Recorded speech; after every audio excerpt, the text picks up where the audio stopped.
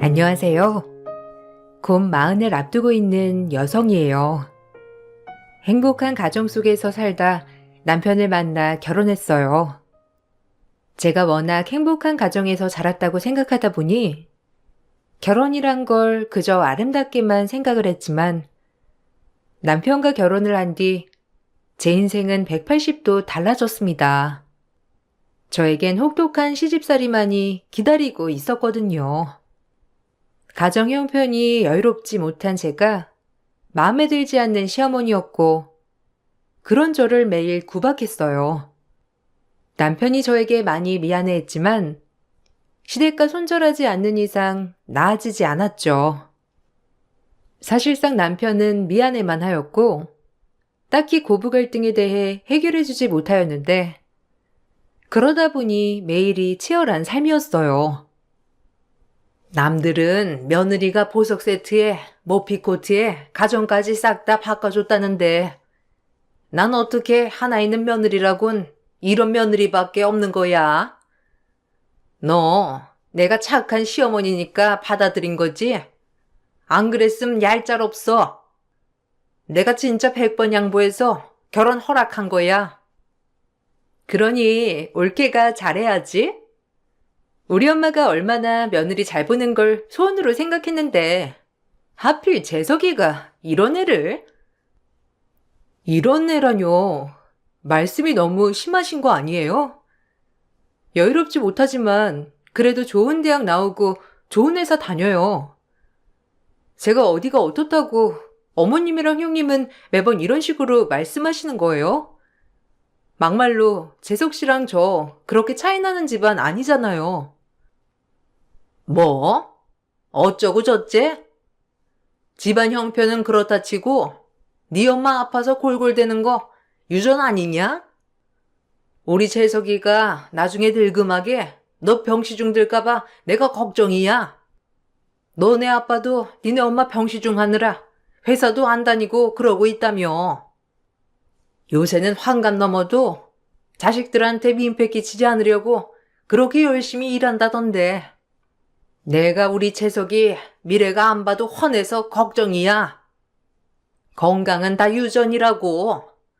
나 봐라. 얼마나 건강해. 우리 아들이고 딸한테 민폐 안 끼치려고 이렇게 건강관리 하는데 니네 엄마는 아니잖니. 너무하세요. 저희 엄마 몸 안 좋으셔서 가뜩이나 제 마음이 좋지 않은데 어쩜 그렇게 말씀을 하셔야겠어요? 저희 엄마 몸 관리 정말 잘하셨던 분이에요. 암이라는 게 그 누구도 피해갈 수 없는 거라고요. 말씀 그렇게 하지 마세요. 엄마가 틀린 말 한 것도 아니잖아. 옳게 건강관리 잘해. 우리 재석이 고생시키지 말고. 재석이가 얼마나 귀한 아들인데. 아픈 엄마까지 마음에 들지 않는 시댁이었고 사실 엄마는 유방암 말기 환자였습니다.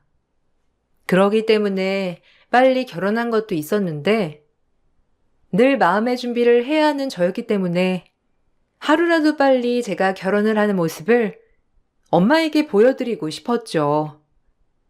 하지만 시어머니는 저희 집안 형편과 더불어 아프신 엄마도 마음에 들어하지 않았어요.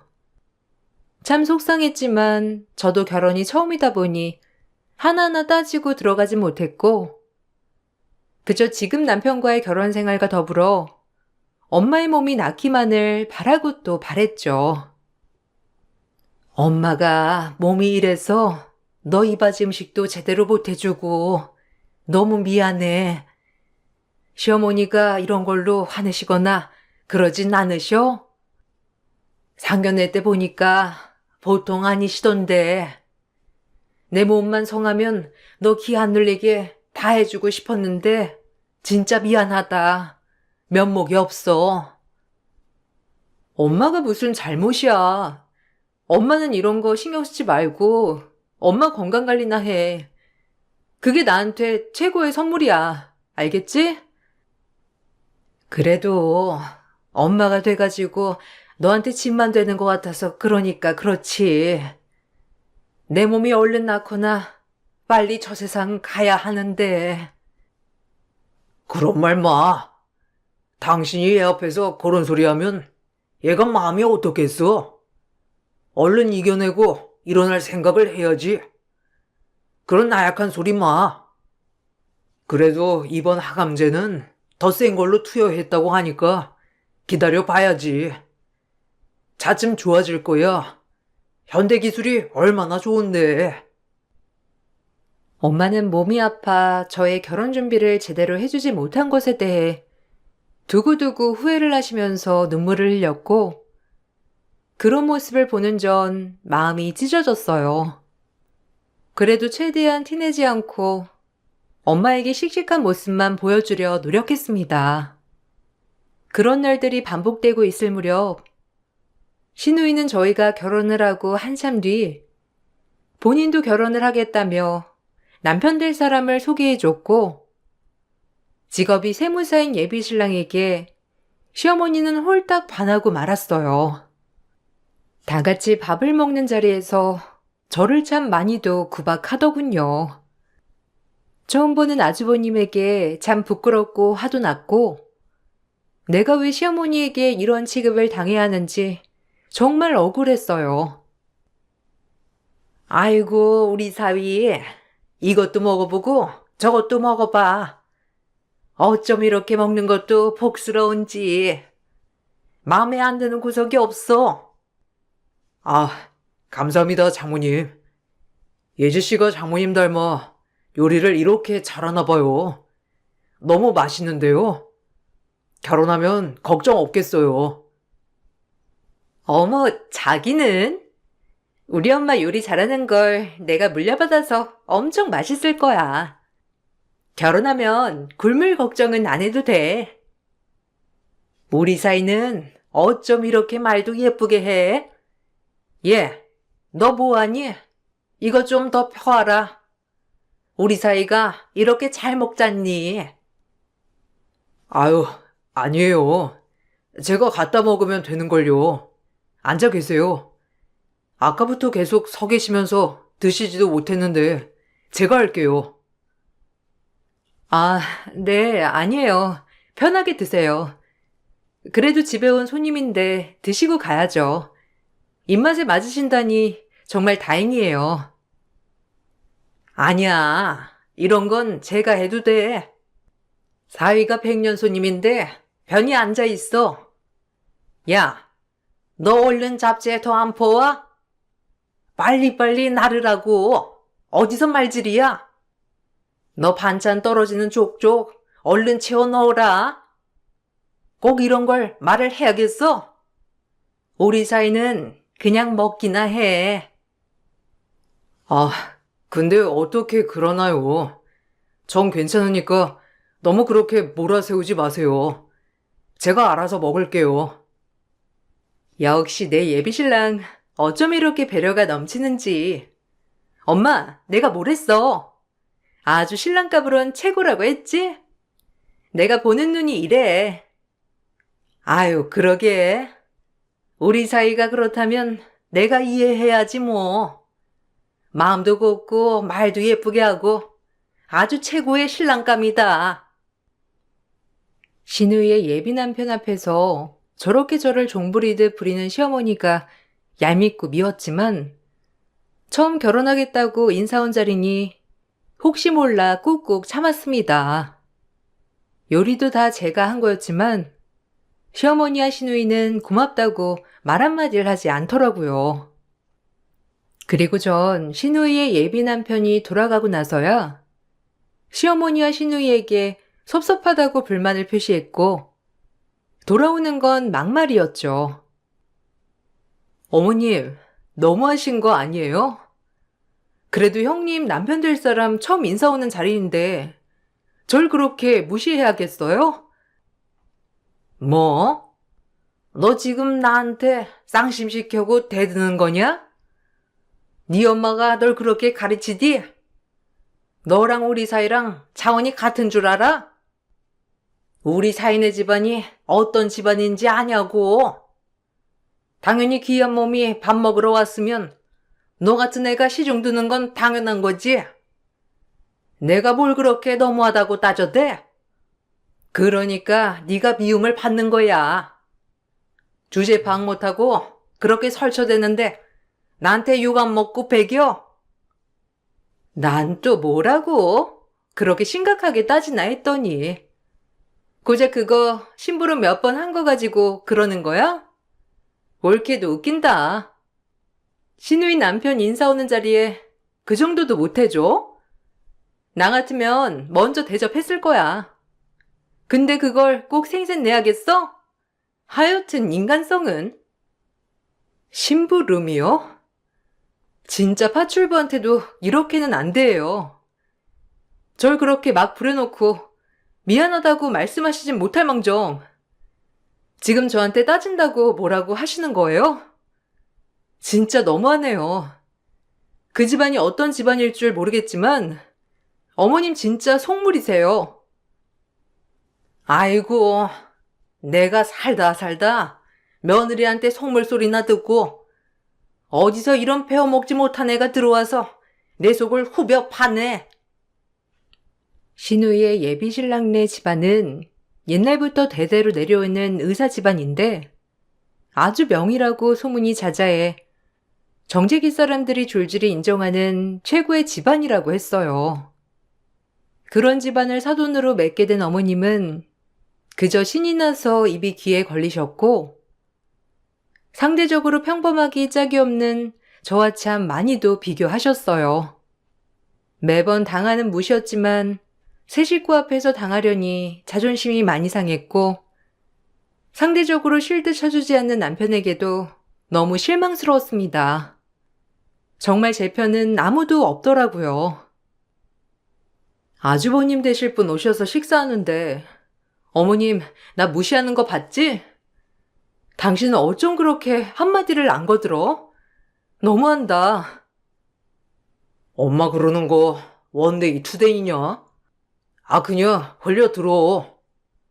원래도 뾰족한 분이고 우리가 어떻게 고쳐 어른을. 그냥 참아. 나도 뭐 다 내키진 않는데 솔직히 너나 나나 그렇고 그런 사정 뻔한 건데 매형 봐라.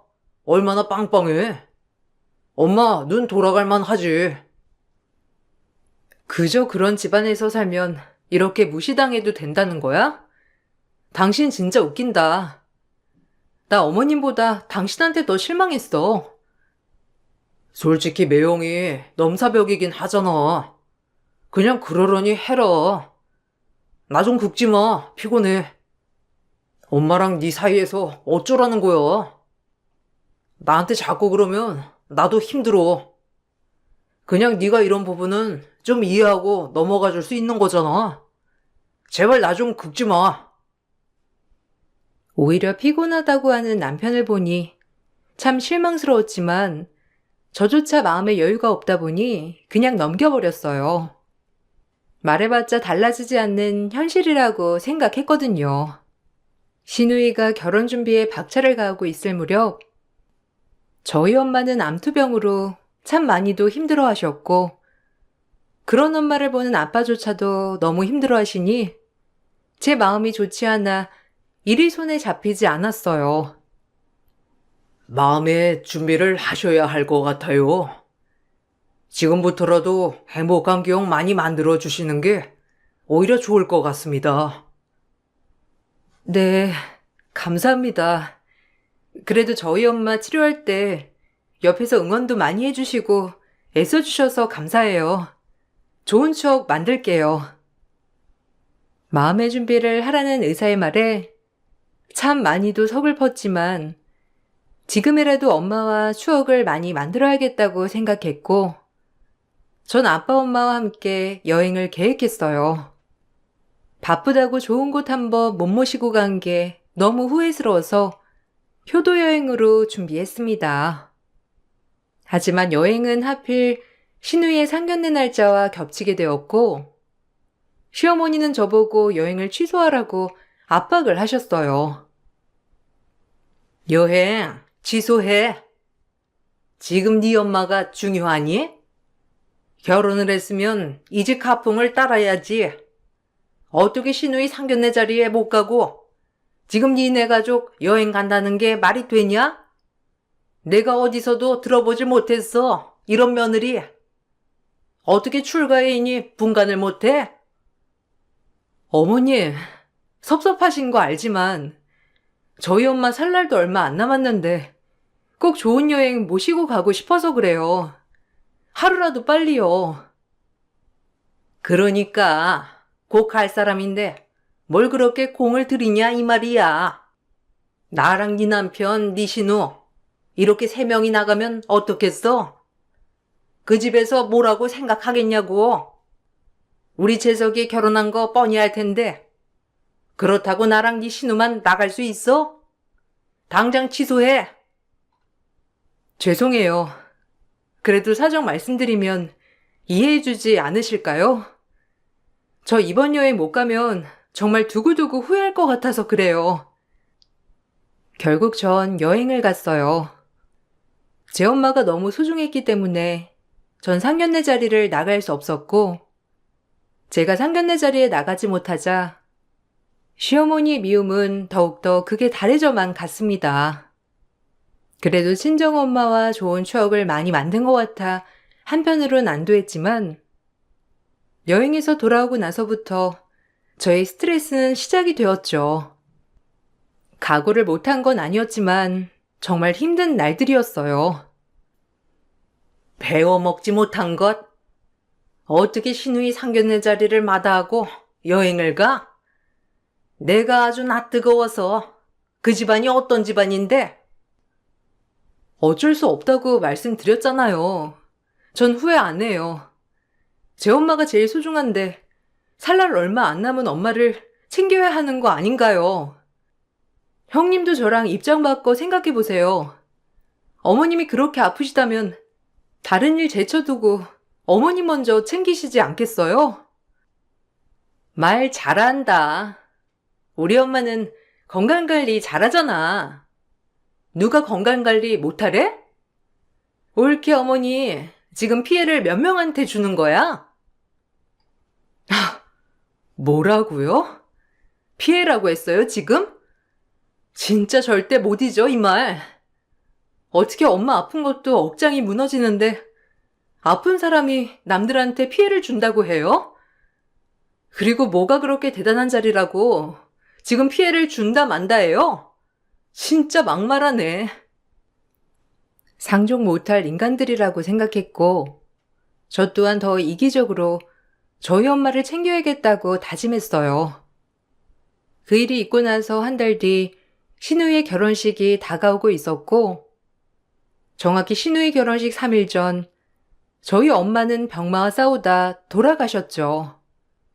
절 사랑으로 키워준 가장 큰 존재가 돌아가셨다는 슬픔에 경황이 없는데, 시어머니는 여기다 대고 또 막말을 하셨습니다. 너 혼자 가. 우리 재석이는 누나 결혼식 참석해야지.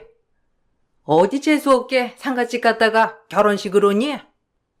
그리고 너도 상만 치르고 바로 올라와라. 결혼식에 참석은 해야 할 거 아니야? 사돈도 그거 하나 이해 못 해주시겠니? 해준 것도 없는데 우리한테 민폐는 끼치지 말아야 할 거 아니야?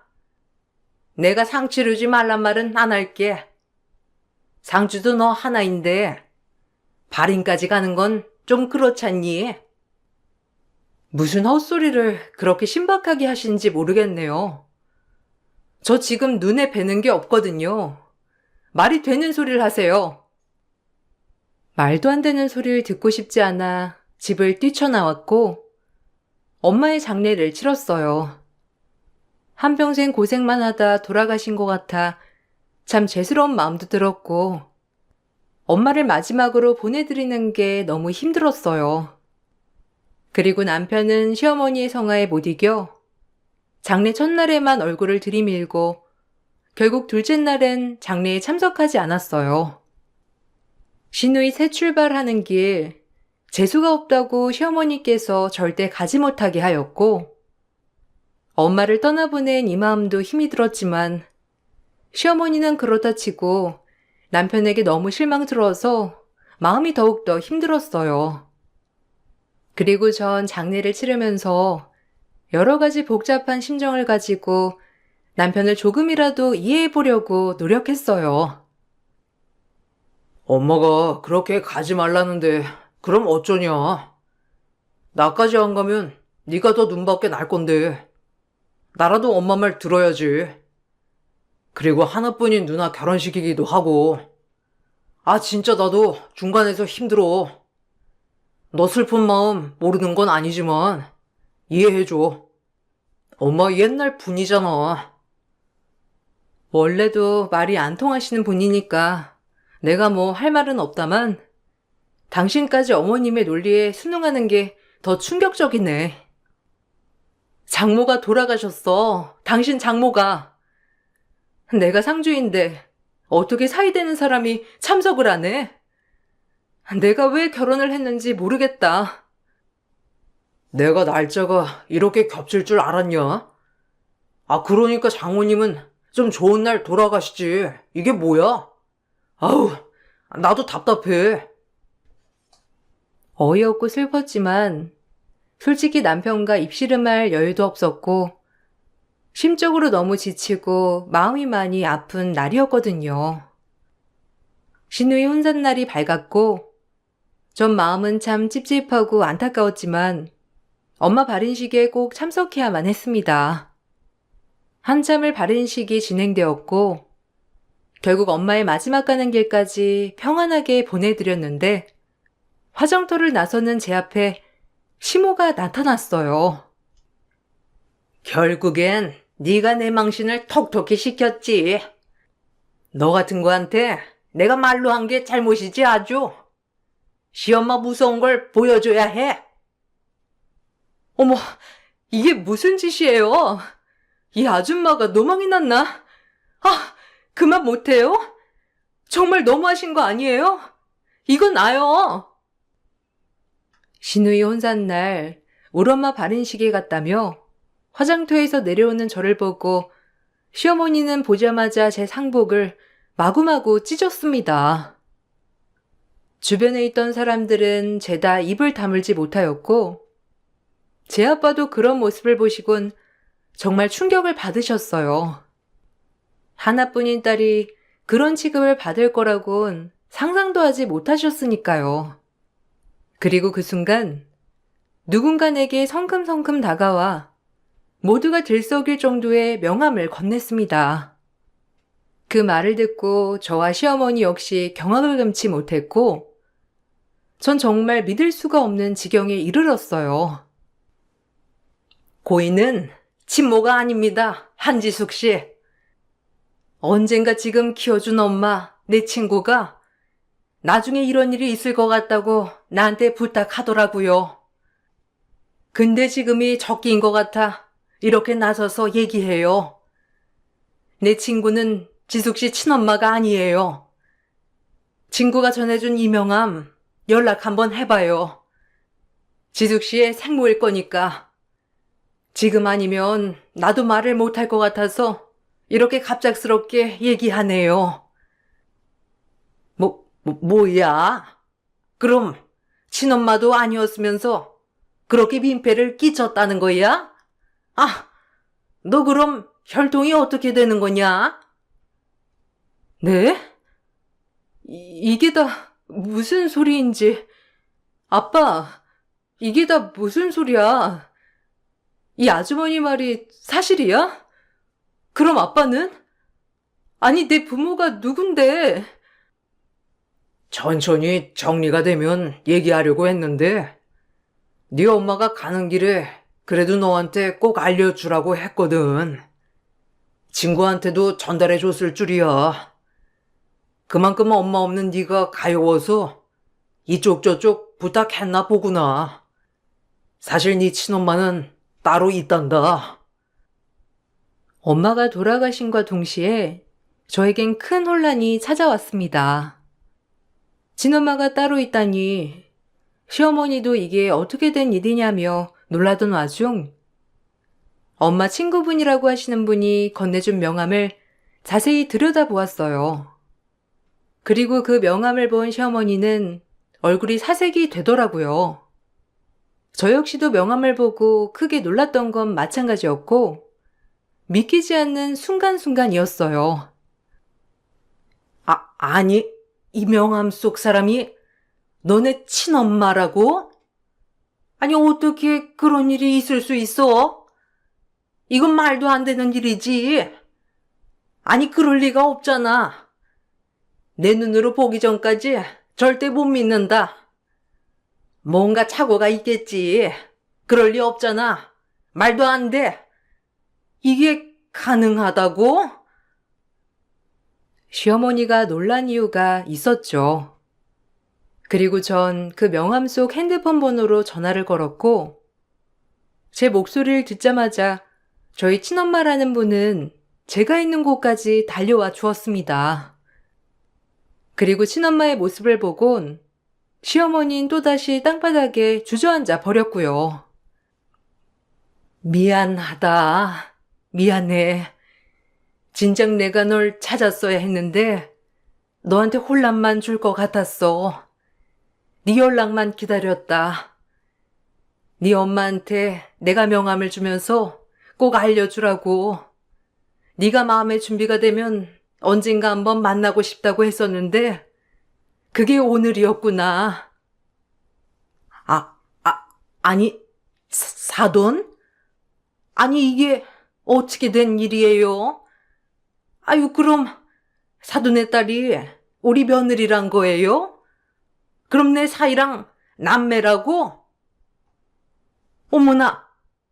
아니, 그럼 상견례장에서 결혼식에 참석하지 못했던 며느리가 아니 어떻게 이런 일이 이렇게 가까이에 두고. 사실은 이러했어요. 저희 아빠와 친엄마는 아이만 낳고 헤어졌었고, 절 키워준 엄마가 아빠와 재혼을 하여 평생을 친엄마처럼 키워주신 거예요. 그리고 친엄마는 그 이후에 지금의 남편에게 시집을 갔는데, 친엄마는 신우의 남편의 어머니였습니다. 신우의 남편과 전 엄마가 같은 이분 남매였던 거예요. 그래도 다행인 건 친엄마의 지금 남편이 이 모든 사실을 원래부터 알고 있었고, 중간에 저를 데려오자는 말까지 했었다고 했지만, 저희 아빠가 지금 이렇게 우리 가족 행복하니 뒤흔들지 말라고 했었다고 했죠. 그렇게 모든 사실이 밝혀지자 이 나라 정재계 사람들이 우러러보는 의사 집안의 사모님이 제 엄마라고 하자 안색이 돌변하며 친엄마라는 사람에게 엄청나게 아부를 떨어대더라고요. 아까까지 상복을 찢던 사람이 말이죠. 어머머, 아유, 어쩜 사돈에게 이런 아픔이 있을 줄 정말 몰랐어요. 그래도 우리 며느리 저 만나서 참 행복했죠. 그렇지 며느라? 아유, 정말 이런 우연도 있네요. 어떻게 우리 아들의 처가댁이 제 친딸의 시가라니. 정말 말도 안 되는 것 같아요. 역시 제 딸아이와 저는 어떻게 해서든 만날 운명이었던 거죠. 미안해. 내가 너희 아빠랑 헤어질 때 너를 데리고 갔어야 했는데. 미안하다. 너한테 진작 말 못해서. 너희 친엄마도 널 그리워했는데 내 욕심에 못 만나게 했던 거야. 너희 엄마가 널 얼마나 지극정성으로 키웠어. 근데 차마 친엄마를 만나게 해주겠다고 못하겠더라.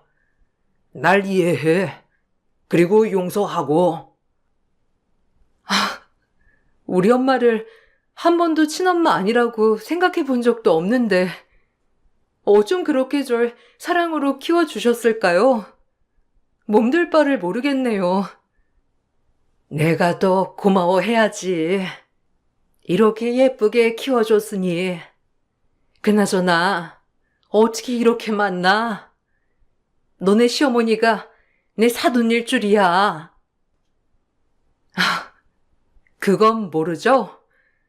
저 시어머니가 날 얼마나 정서적으로 괴롭혔는지 지금 이렇게 내 상복이 찢어진 이유도 저 여자가 찢은 거예요. 신우이 결혼하는데 참석하지 않고 엄마 보내드리는 발인식에 참석했다고 말이죠.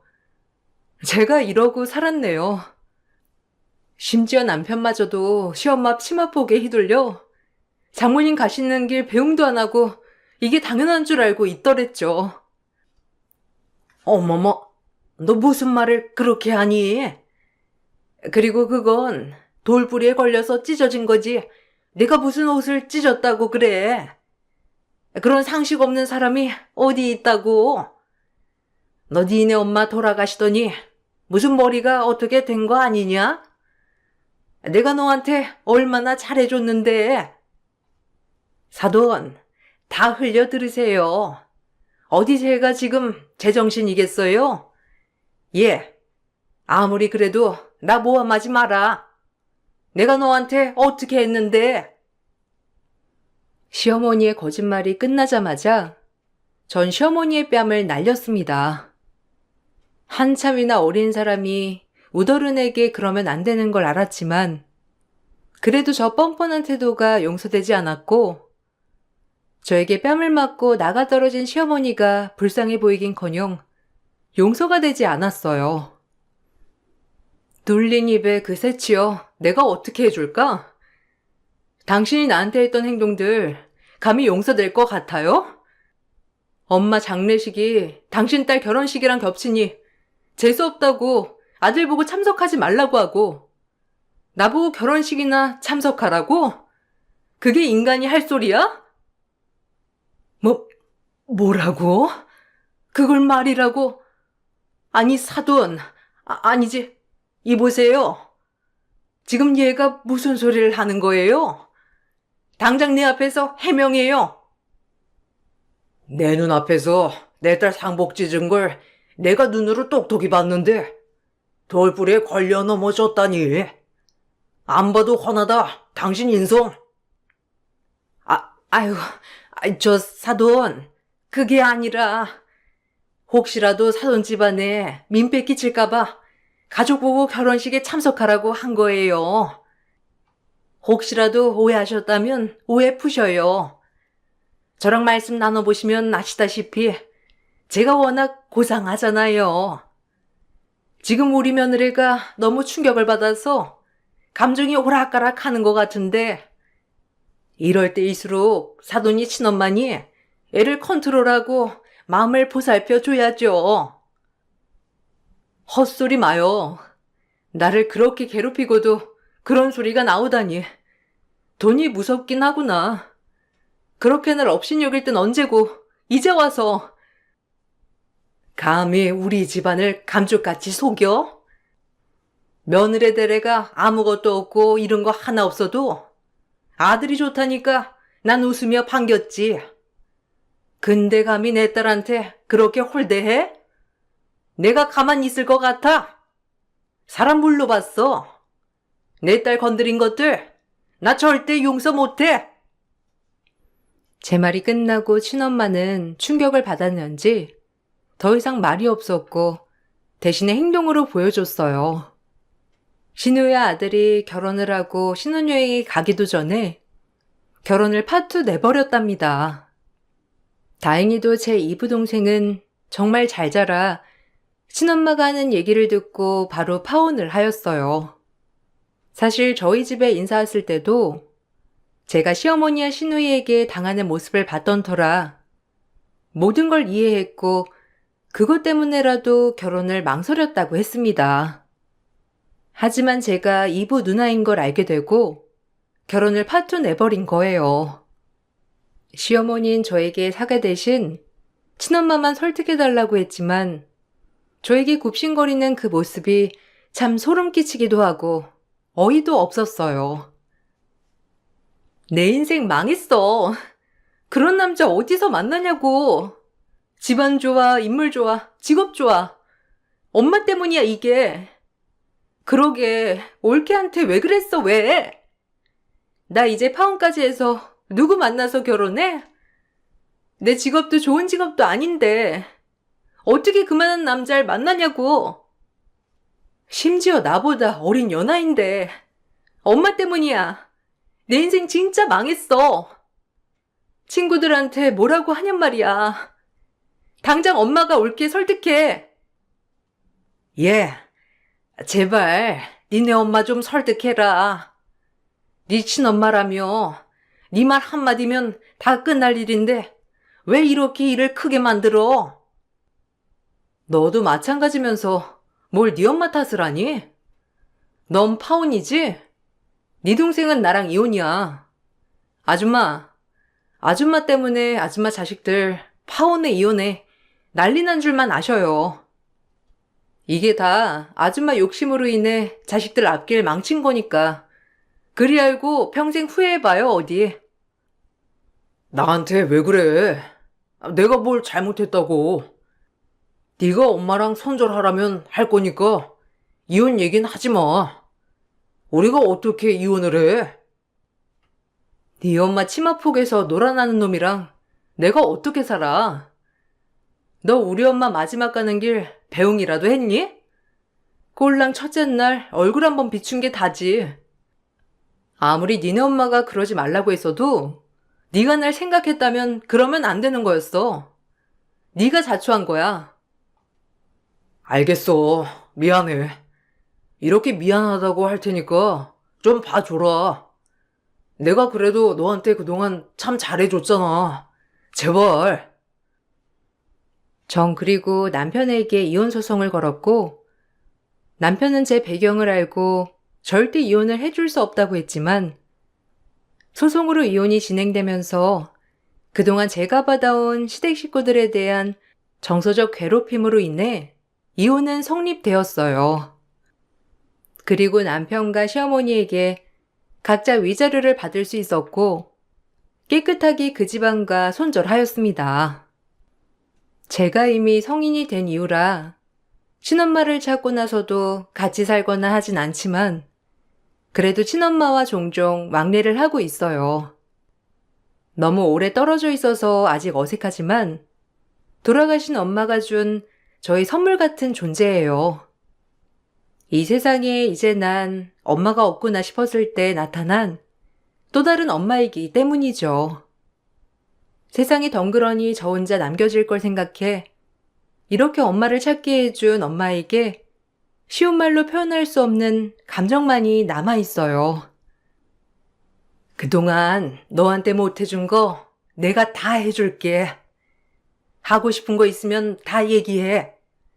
너한테 죄인인데 내가 이 정도도 못해줄까?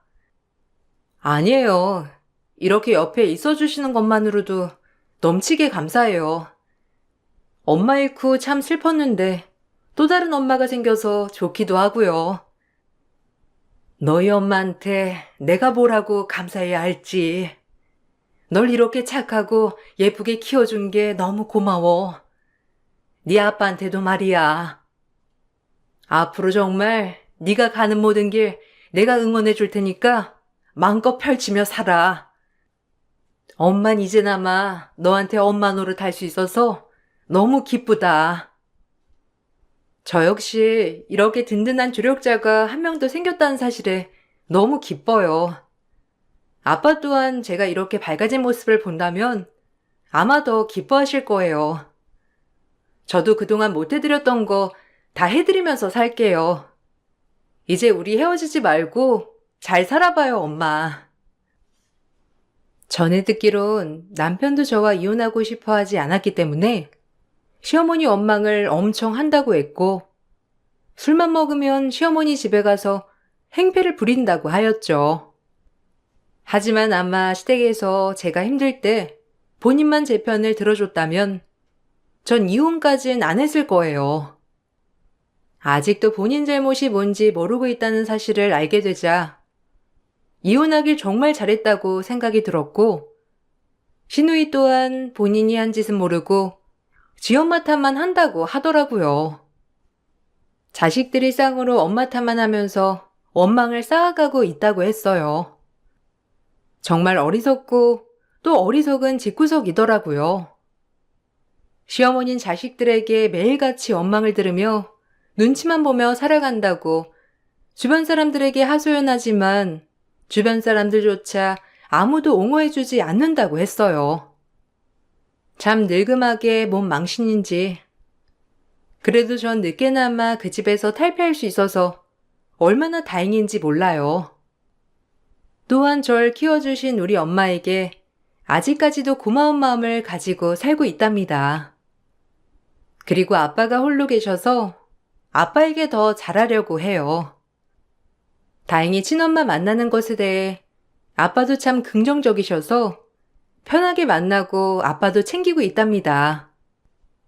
이 모든 것이 돌아가신 엄마가 주신 선물 같다고 늘 생각하며 감사한 마음을 가지고 살고 있지만 이 글을 쓰다 보니 엄마가 또 너무 보고 싶네요. 만약 엄마를 만나게 된다면 이렇게 예쁘고 착하게 길러주셔서 고맙다고 꼭 안아드리고 싶어요. 제 긴 사연을 끝까지 경청해 주셔서 감사합니다. 좋은 하루 보내세요. 안녕하세요. 저는 30대 중반 여자입니다. 사람의 본성은 태어날 때부터 타고난 건지 이번에 경험하게 된 일들이 저에게 상당한 충격을 안겨 주었습니다. 남편과 결혼 생활한 지 5년 정도 되었는데요. 몇 달 전에 아주버님이 40대의 늦은 결혼식을 올렸어요. 워낙 일이 바빠서 정신없이 살아오시다가 좋은 여자를 만나 결혼에 골인하셨죠. 그렇게 저에게는 형님이 생기게 되었지만 여기에서 예상치 못한 문제가 터지고 말았습니다.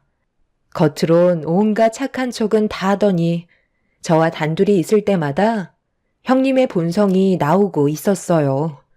저는 그런 모습을 더 이상 보고 싶지 않아 어쩔 수 없는 결정을 할 수밖에 없었습니다. 동서는 결혼 생활 마음에 들어? 나는 솔직히 시댁 왕래하는 거 별로 안 좋아하거든. 괜히 가식적인 모습이나 보여줘야 하고 은근히 신경 쓰이는 것들이 많아서 긴장도 되는데 스트레스까지 받는다니까. 사람이 살면서 제일 안 좋은 게 뭔지 알아? 스트레스가 만병의 근원이라고 그랬어. 먹는 것 때문에 몸에서 문제가 생기는 것보다 스트레스로 인해 암에 걸릴 확률이 상당히 높다는 거야.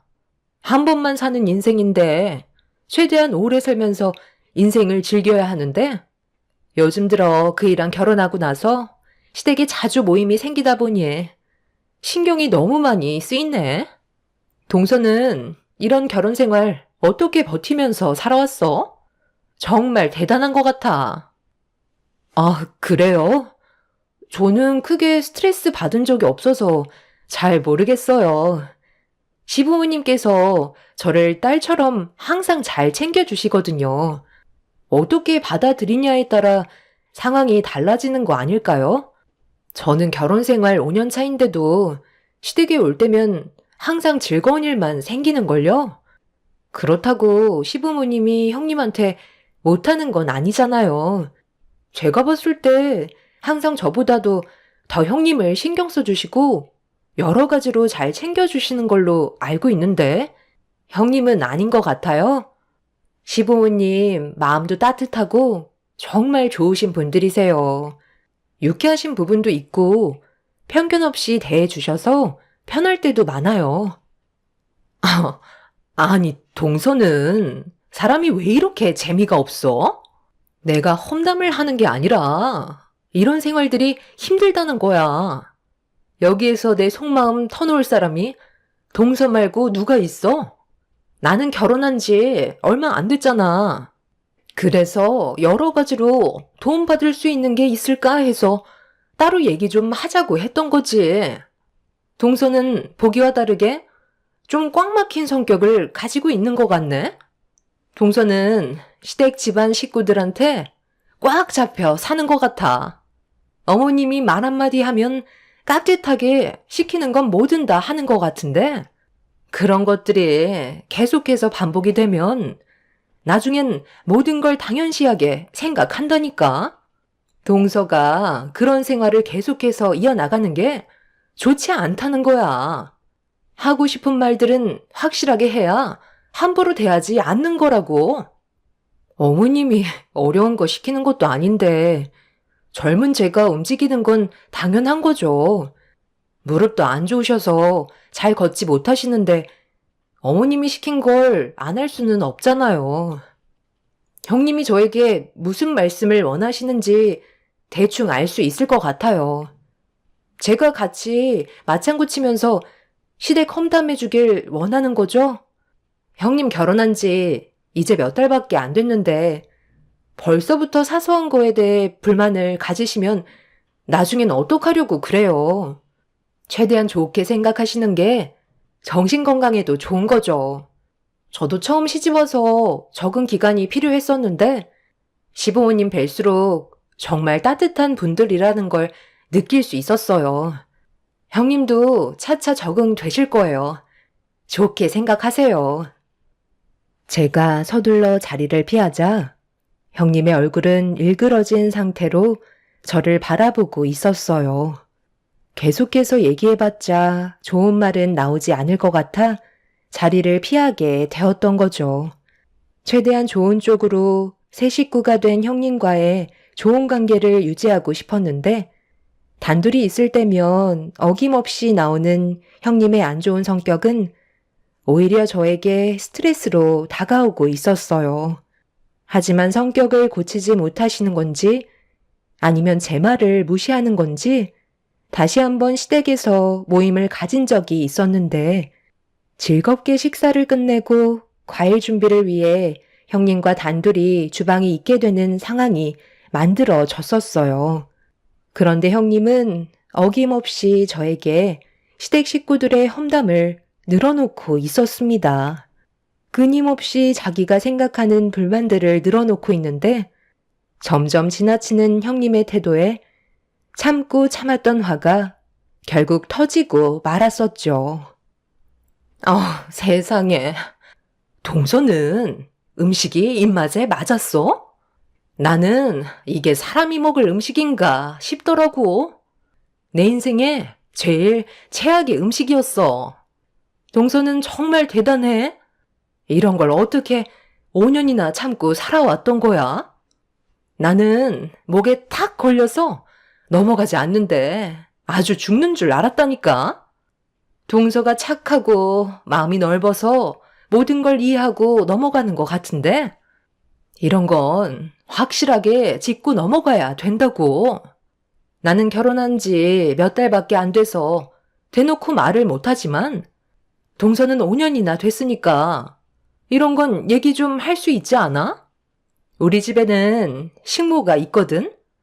오랜 시간 동안 일을 해줘서 우리 입맛에 맞게끔 음식을 해준 덕분에 상당히 퀄리티가 있는데 여기 음식들은 어떻게 된 게 시장에서나 볼 법한 음식들이야.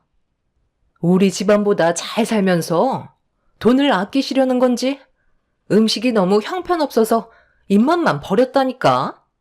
오늘은 집에 들어가서 그이한테 한마디 해야 되겠어.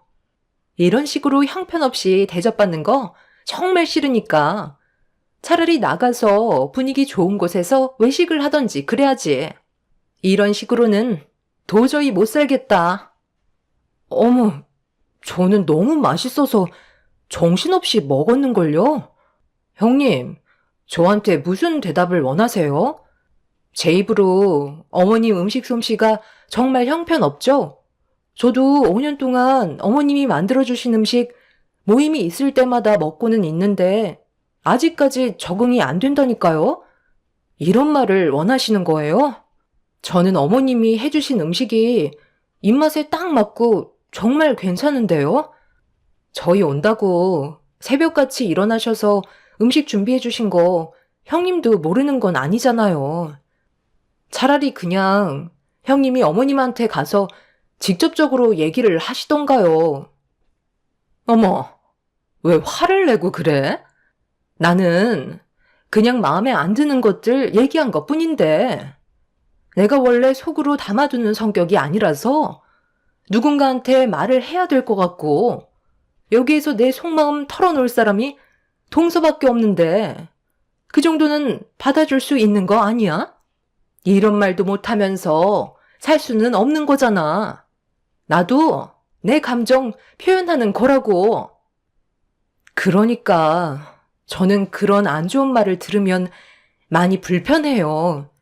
형님은 그냥 제가 편해서 얘기한다지만 저는 어머님 눈치도 보이고 형님 눈치도 보이고 중간에서 정말 가시방석 같다고요. 그날도 어김없이 제가 먼저 자리에서 일어나 과일이 담긴 접시를 가지고 거실로 나갔어요. 형님의 지나친 태도에 감정이 상했던 저는 좋은 말이 나오지 않았고, 형님은 먼저 일어난 저를 보며 자기를 이해해주지 못한다고 불만을 털어놓고 있었습니다. 형님과 더 이상 대화를 섞고 싶지 않아 저는 자리로 돌아와 거실 테이블에 과일 접시를 내려놓고 앉았는데, 시모가 제 표정을 보셨는지 주방에서 무슨 일이 있었냐고 물어보셨지만 차마 형님과 나눴던 대화에 대해 시모한테 설명해 드릴 필요는 없다고 판단해 별일 없었다며 대충 둘러댔어요. 형님은 저에게 온갖 불평불만을 다 털어놓곤 아무렇지도 않다는 듯 거실로 돌아와 웃으면서 시부모님과 즐겁게 대화를 나누고 있었어요. 그 모습을 지켜보고 있던 저는 가까이 하면 좋은 영향을 받지 않을 것 같은 느낌이 들게 되었고, 그때부터 시댁에 모임이 있을 때면 형님과 단둘이 있게 되는 자리는 최대한 만들지 않고 피하는 게 제일 좋은 방법인 것 같았어요. 제가 그런 모습을 지속적으로 보이자 형님도 어느 정도 눈치를 챘는지 저를 또다시 불러 자기한테 무슨 불만이 있냐며 물어보시길래 진지하게 대화를 이어나갔습니다. 형님은 제 말에 기분이 나빴는지 저에 대한 불만도 늘어놓기 시작하면서 안 좋은 말들이 계속해서 오고 가고 말았습니다. 동서, 요즘 왜 그래? 나한테 불만이라도 있어? 저번에 내가 어머님 험담한 것 때문에 그래? 그 정도는 누구나 할 수 있는 거야. 그것 가지고 이렇게까지 문제 삼으면 서로에 대한 안 좋은 감정만 생기게 될 뿐이라고. 그냥 한 귀로 듣고 흘려버리면 되는 거 아니야? 동서가 그 정도는 해줄 수 있잖아. 제가 불편하다고 하는 건 형님도 좀 자제해 주시면 좋잖아요. 그렇게 되면 저는 또 다른 스트레스가 생기게 되는 거예요. 서로 좋은 말만 해도 시간이 아까운데 굳이 안 좋은 말들을 늘어놓을 필요가 있겠어요? 형님이 자꾸 그런 말 하시면 저조차도 시댁에 오는 게 힘들어져서 그래요. 그래서 차라리 같이 함께 모이는 자리를 피하는 게 좋을 것 같다고 생각해서 형님과의 거리를 둔 것뿐이에요. 제가 직접적으로 이런 문제가 있다고 얘기하는 것보단 피하는 게 상처를 덜 받으실 것 같아 판단한 거니 이해해 주세요. 나 참, 내가 이런 말 안 하려 했는데, 동서, 나보다 잘났어? 별로 대단한 것도 없으면서 지금 나를 가르치려 드는 거야? 내가 동서보다 훨씬 많은 것들을 경험했고 지식 또한 상당히 많이 차이 난다고. 대기업도 아니고 일반 중소기업 사무직에서 일하는 동서가 어떻게 이런 집안의 남자를 붙잡았는지 모르겠지만 지금 상당히 안 어울리는 행동인 거 알아? 내가 이 집에 큰 며느리로 들어왔으면 깍듯하게 행동해야지. 아주 나랑 맘먹으려 드네. 한 번만 더 내가 하는 말에 불만을 가지면 앞으로의 결혼 생활 상당히 피곤해질 줄 알아. 보잘것도 없는 집안이 어디서 의사 집안을 가르치려 들어? 의사면 뭐해요? 형님이 하는 행동을 봤을 때 아직 한참 더 배워야 할 것 같아 한마디 했던 것뿐인데 그게 그렇게 기분이 나쁘셨어요? 그럼 형님이 저에게 본이 되는 모습을 보여주셔야 제가 형님 대접을 해드리죠. 아직까지는 그런 마음이 생기지가 않네요. 그리고 남의 집안 함부로 판단하지 마세요. 이 집에 어울리지도 않는데도 내가 대우 좀 해주니까 만만해 보이나 본데? 적당히 나불거리는 게 좋을 거야. 내 성격 건들면 동서는 아주 험한 꼴 보게 될 줄 알아. 너희들 지금 뭐 하는 짓이야? 갑자기 왜 싸우고 그래? 요즘 들어 뭔가 느낌이 별로 좋지 않더니만 너희들 나 몰래 서로 계속 이런 감정을 가지고 있었니? 어머님, 동서가 글쎄 자기가 며느리로 먼저 들어왔다고 저를 형님 대우 안 해준다잖아요. 제가 그런 말을 들으면 얼마나 마음이 아픈 줄 아세요? 저는 동서랑 잘 지내고 싶은 마음에 계속 접근하려 했는데 동서는 그런 저를 무시하고 가르치려 들고 똑바로 행동하라면서 어머님 안 보실 때 온갖 막말을 늘어놓았다고요. 결혼 생활이 이렇게 힘든 줄 몰랐어요. 어머님한테만 이쁨 받으면 되는 줄 알았는데 먼저 시집온 동서한테까지 잘 보여야 하나 봐요. 형님의 이중적인 성격에 당황한 저는 아무 말도 하지 못하고 있었습니다. 저에게는 시모의 온갖 험담을 다 하더니 앞에서는 오히려 가식적인 모습을 보여주고 있는 형님의 행동들이 너무 당황스러워 쳐다만 보고 있었는데 시모는 형님이 보는 앞에서 저에게 화를 내기보단 저를 따로 방으로 데리고 가셨어요. 네가 그런 성격이 아니라는 거 나는 잘 알고 있다. 우리가 함께 생활해 온 지 벌써 5년이 넘었는데 내가 그 정도도 모르겠니? 도대체 뭐가 문제야? 네가 이렇게까지 얼굴 붉히면서 화를 낸 적이 단 한 번도 없었잖아. 앞으로 서로 계속 얼굴 보면서 지내야 할 텐데 오해가 있으면 풀어야 하지 않겠소? 모든 것들을 어머님께 말을 할 수가 없어요. 좋은 대화도 아니었는데 어머님까지 상처받는 건 원하지 않거든요. 형님은 겉과 속이 전혀 다른 사람이에요. 이중적인 모습을 보고 너무 많이 놀랐었어요. 방금 형님이 어머님한테 저에 대해 얘기한 것들 전부 다 거짓이에요. 겉으론 아닌 척하지만 속으론 다른 생각을 가지고 있는 사람이라고요. 아무래도 아주버님이 결혼을 잘못한 것 같아요.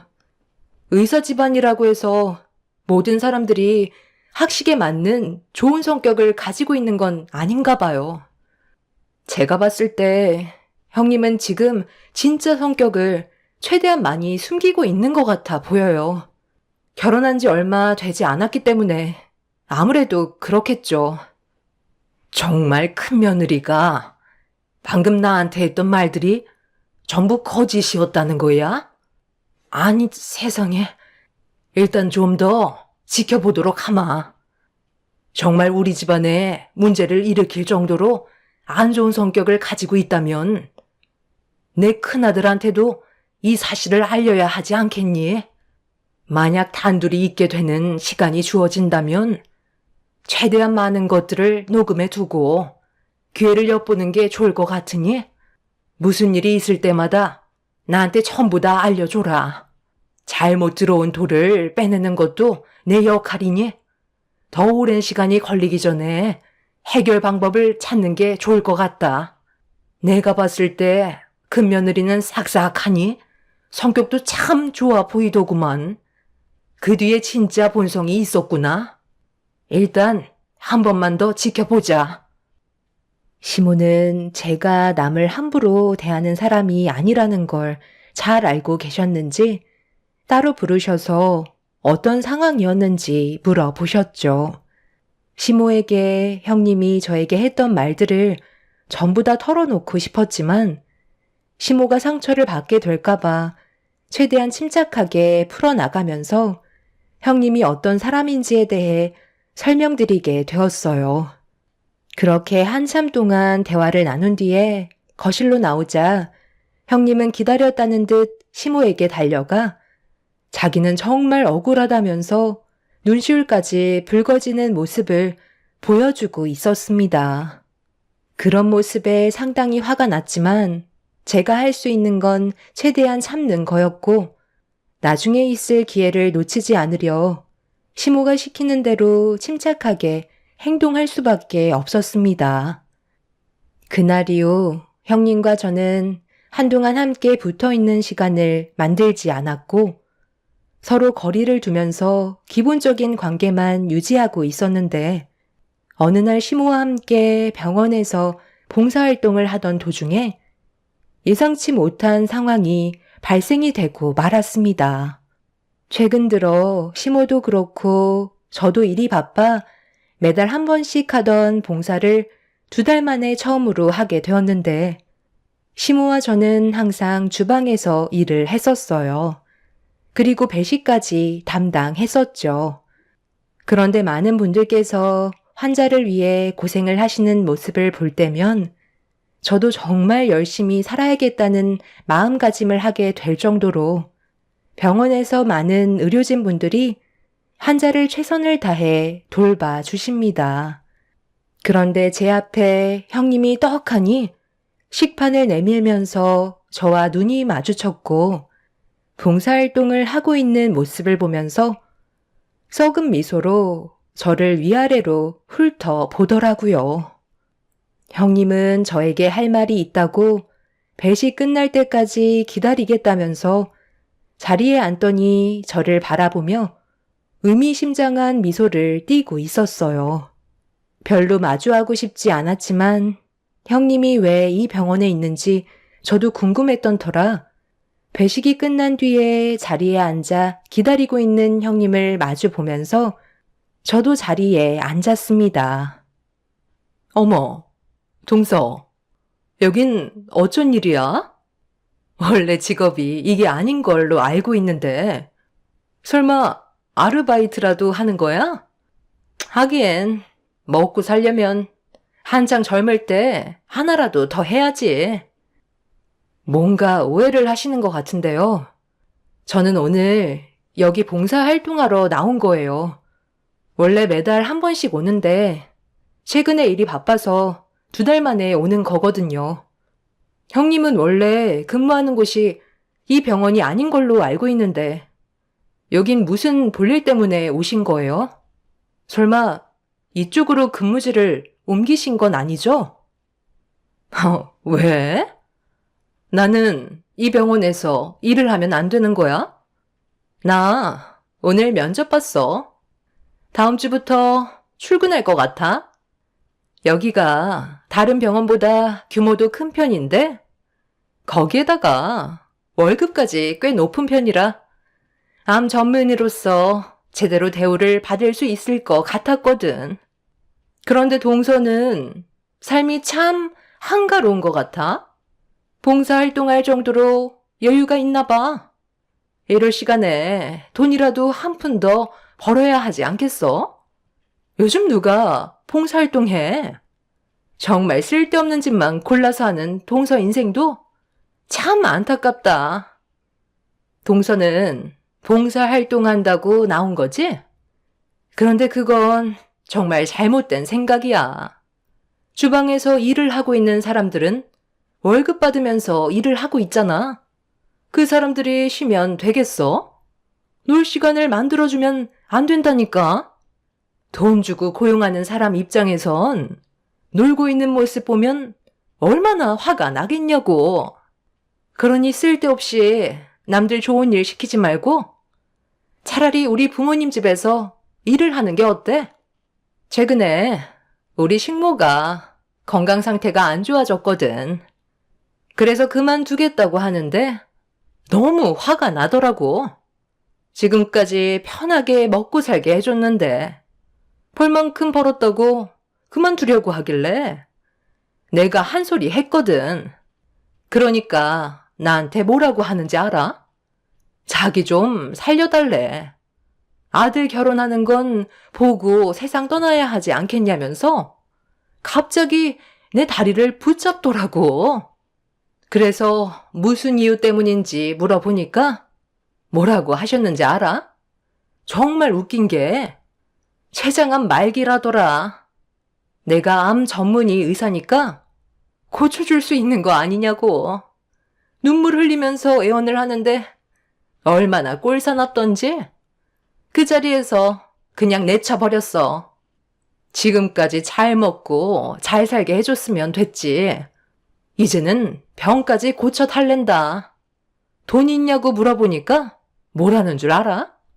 빚 갚는데 다 써서 췌장암만 고치면 평생 우리 집에서 무상으로 몸 바쳐 일을 하겠다는 거야. 그런데 내가 뭐라고 그랬는 줄 알아? 당장 내 집에서 나가라고 했어. 세상 떠나든지 말든지 알아서 하라고 했지. 의사는 병원에서만 의사지. 집에서까지 의사이고 싶지는 않거든.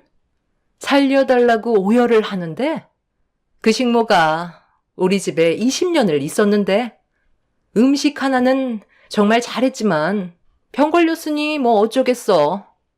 갈 사람은 빨리 가야지. 괜히 명줄 붙잡고 있어봤자 어차피 췌장암은 가망이 없는 병이라 굳이 힘을 뺄 필요가 없어. 그래서 나는 웬만하면 췌장암으로 오는 환자는 그냥 포기하라고 그래. 인생 몇 년 더 살려고 발버둥 쳐봤자 돈이 더 많이 나가니까 그 돈 아껴서 가족들한테 보탬이 되는 게 좋을 것 같다고 하거든. 이참에 동서 우리 부모님 집에서 식모살이 어때? 월급 300 줄게. 이 정도면 정말 괜찮은 조건 아니야? 이 말 하려고 부른 거야. 의사라는 사람이 병을 앓고 있는 환자에게 절망을 안겨주는 말들과 행동을 거침없이 했다는 거에 너무 화가 났었어요. 저는 더 이상 형님의 말을 듣고 싶지 않았고 이런 사람과 한 식구가 된다는 거에 온몸에 소름이 돋았습니다. 저는 그 자리에서 저희 아빠한테 전화를 걸었어요. 그리고 형님이 보는 앞에서 아빠에게 채용 명단에 있는 형님의 이름인 강명희 명단을 빼라고 부탁을 하게 되었습니다. 저를 빤히 쳐다보며 당황한 얼굴을 하고 있던 형님이 뭐 하는 거냐고 말을 더듬으면서 병원장이 무슨 저희 아빠냐고 웃음을 참지 못하더라고요. 그 모습을 보고 있던 저는 어이가 없었습니다. 제가 정색을 하면서 형님을 바라보자 그제서야 사태의 심각성을 알았는지 굳어진 얼굴로 저를 바라보던 순간 시모가 주방에서 일을 마치셨는지 저와 형님이 앉아있는 모습을 발견하시곤 다가오셨어요. 어머님, 동서 머리가 어떻게 됐나 봐요. 여기 병원장님이 동서의 아버님이라는데 아니잖아요. 제가 알기론 동서네는 평범한 가정에서 자라온 걸로 알고 있었는데 아니었나요? 지금 뭐가 어떻게 된 거죠? 어머님은 알고 계실 거잖아요. 동서가 지금 병원장님께 전화를 했는지 채용 명단에 있던 제 이름을 빼달라고 했다니까요. 너는 우리 집 며느리로 들어온 지 얼마 되지 않아서 아직 많은 것들을 파악하지 못했겠지만 작은 며느리는 아빠가 둘이나 된다. 우리가 왜 이 병원에서 봉사활동을 하겠니? 여기 병원장님이 작은 며느리의 양아버지다. 어렸을 적에 입양을 하셔서 성인이 될 때까지 키워주셨지. 아무런 조건 없이 며느리를 당신 딸로 생각하며 키워주셨는데 얼마나 감사하겠니? 그래서 시간이 될 때면 병원에서 봉사활동이라도 하면서 일을 도왔던 거야. 네가 알고 있는 작은 며느리의 친부도 당신 딸을 찾으려고 오랜 세월을 보내다가 겨우 찾았던 거고 며느리는 두 아버지 사이를 왕래하며 지냈었던 거다. 개인적인 집안 사정을 모두 털어놓기에는 워낙 복잡한 일들이라 며느리로 들어온 지 얼마 되지 않은 너한테 얘기하기에는 시간이 필요했던 부분인데 무슨 일이 있었던 거니? 어머님, 더 이상 할 얘기도 없어요. 형님은 아직 사람이 덜 된 것 같아요. 암 전문의 의사라면서 하는 말과 행동들은 의사로서 자질이 상당히 떨어지는 사람이더라고요. 저는 시모의 말대로 형님과 마주보고 앉았을 때 대화 내용을 녹음하고 있었어요. 그리고 녹음된 파일을 시모에게 들려주었고 형님은 얼굴이 사색이 돼선 난처한 표정을 보이고 있었습니다. 저는 두 아빠와 함께 왕래를 하며 지내고 있었어요. 갓난아기일 때 고아원에 버려졌었는데 그때 저를 입양해 주신 분이 지금의 병원장으로 계신 분이죠. 20살 때까지 보살핌을 받으며 잘 살아오고 있었는데 어느 날 처음 본 한 남성분이 저희 집에 찾아왔고 양아빠와 한참 동안 대화를 주고받으셨을 때 저를 찾아오신 분이 친아빠인 걸 알 수 있었습니다. 오랜 시간 찾아 헤맸었는데 그때 당시 친엄마가 사고로 세상을 떠남과 동시에 친할머니께서 친아빠가 저를 혼자 키우는 고생을 보고 싶지 않아 몰래 고아원에 두고 왔었다는 걸 듣게 되었었죠. 그때부터 친아빠는 저를 찾기 위해 끊임없이 노력했었고 그 결과 제가 성인이 되었을 때 만날 수 있게 되었습니다. 그렇게 양아빠와 친아빠 사이를 왕래하면서 지내왔었고 지금까지 행복하게 잘 살고 있었어요.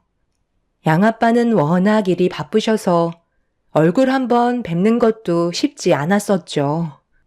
친아빠는 평범한 삶을 살고 계셨고 저를 찾기 위해 홀로 살아온 세월이 길어지시면서 재혼을 하지 못하신 상태로 지내셨기 때문에 친아빠와 함께 보내는 시간이 점점 더 많은 비중을 차지하게 되었고 형님은 친아빠의 얼굴을 먼저 봤었기 때문에 양아빠의 존재를 알고 있지 못했었죠. 결혼한 지 얼마 되지 않은 형님한테 저희 집안 사정을 전부 얘기하고 싶지 않았어요. 그리고 시댁 집안 식구들 또한 제 집안 사정을 함부로 얘기하지 않았죠. 제 입으로 모든 걸 얘기할 때까지 기다려 주셨습니다. 그래서 형님은 병원장으로 계신 저희 양아빠의 존재를 알 수 없었고 그런 상황 속에 저에게 거침없이 막말을 뱉으면서 후회되는 길을 걷고 있던 거였죠. 양아빠는 무슨 상황인지 저에게 침착하게 물어보시길래 형님의 실체가 담겨 있는 녹음된 내용에 대해 전부 다 들려드렸고 의사의 자질을 갖추지 못한 형님의 행동을 아빠는 받아들일 수 없다며 형님을 채용 명단에서 제외를 시켰습니다. 그리고 이 문제로 시모 또한 상당히 심각하게 생각을 하고 계셨어요. 형님은 본심이 아니라고 했었지만 누가 봐도 형님은 인간 이하로밖에 안 보였었죠. 심각해진 분위기 속에서 시댁에 온 가족이 한자리에 모였었는데 제일 늦게 도착한 아주버님이 갑자기 형님의 뺨에 손을 올려 붙이면서 핸드폰을 꺼내 들었고 잠시 뒤 형님이 누군가와 통화하는 목소리가 거실에 울려 퍼지고 있었습니다. 그리고 온 가족이 경악을 하고 말았죠. 뭐?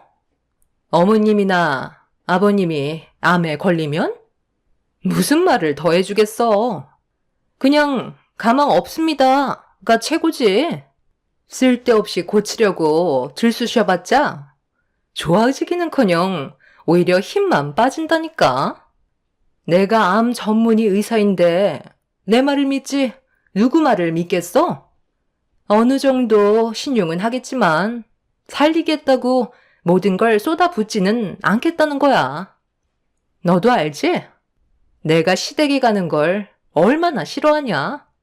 가식 떠는 것도 얼마나 짜증이 나는데.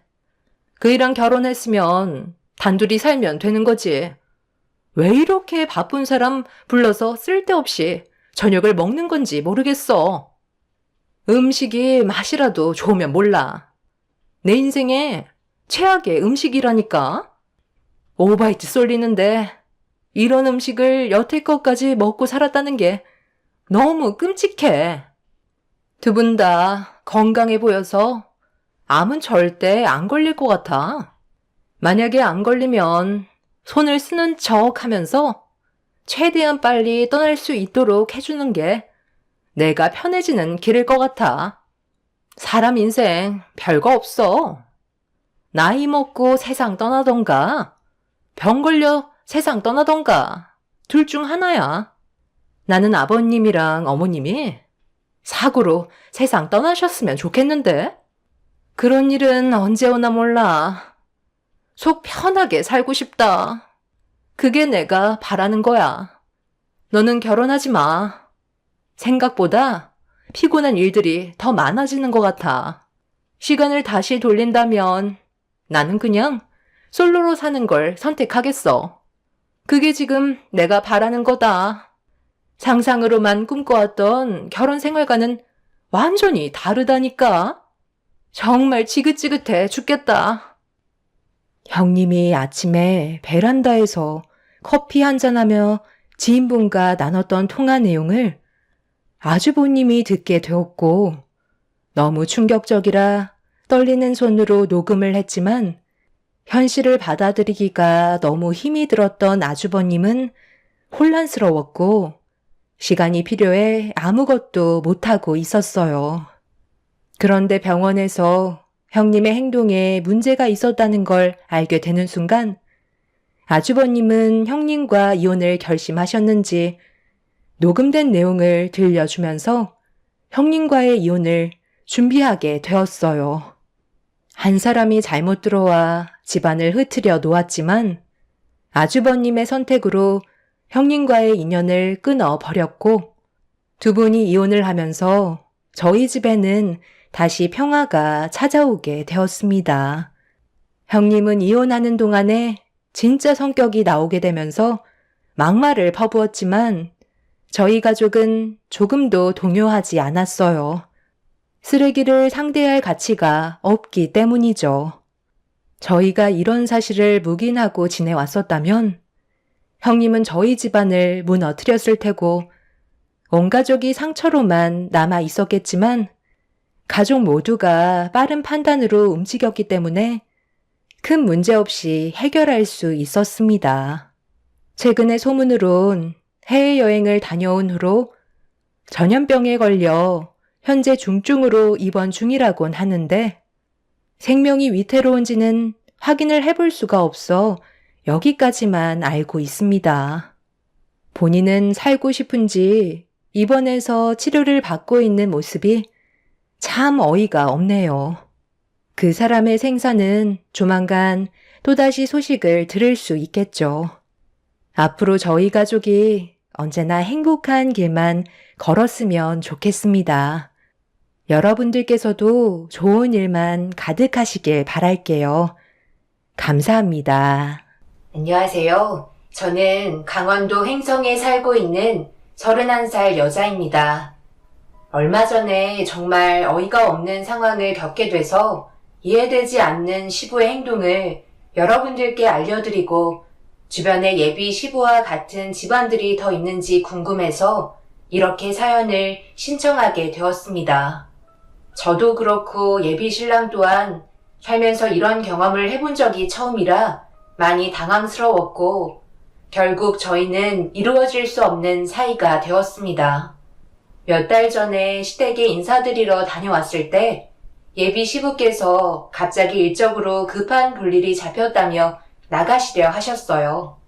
운영하시는 식당에 문제가 생긴 듯 보였고 저와 잠깐 마주쳤을 때 밝게 웃어주시며 좋은 시간 보내고 들어가라며 따뜻한 말 한마디 건네주셨습니다.